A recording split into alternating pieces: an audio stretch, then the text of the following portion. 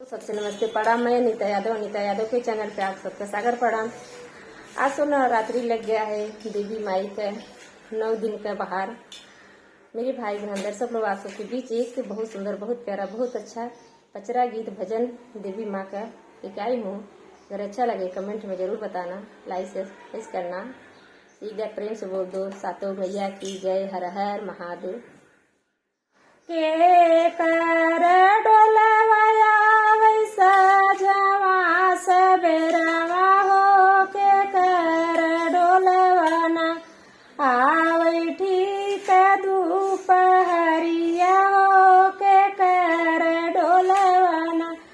आवै ठीक दोपहरिया हो, के कर डोलवाना आवै ठीक दोपहरिया हो, के कर डोलवाना सी काली ही डोलवाया वैसा जवा सबेरवा हो, भगवती डोलवाना आवै ठीक दोपहरिया हो,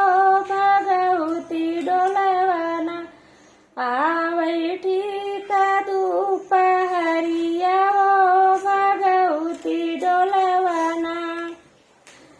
के करे ही डोलवा लागे लाल पियर हो हरवा हो, के करे डोलवाना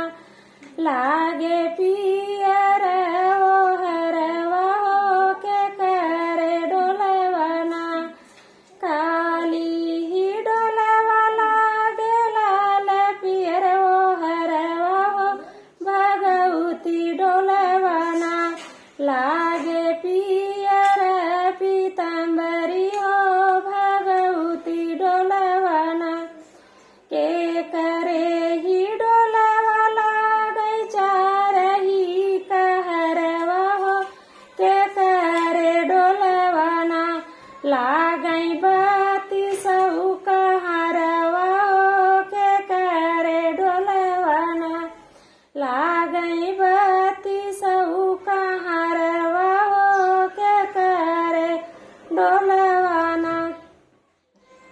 काली ही डोलवा लागे चार ही कहरवा हो, भगवती डोलवाना लागे बाती सऊ कहरवा हो, शीतला डोलवाना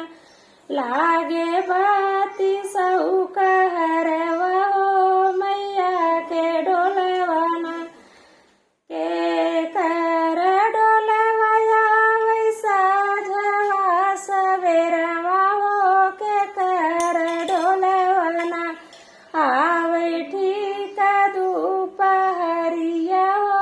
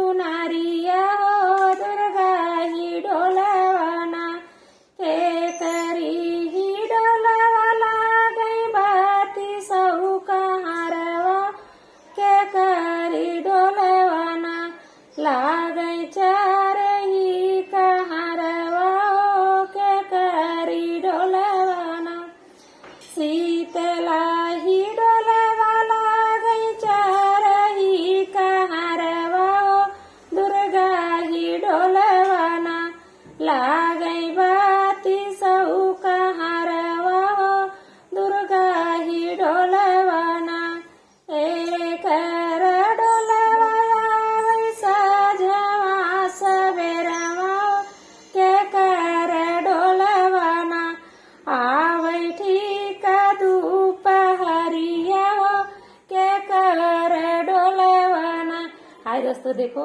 देवी माँ का पचरा भजन माँ के आगे से चालू हो गया।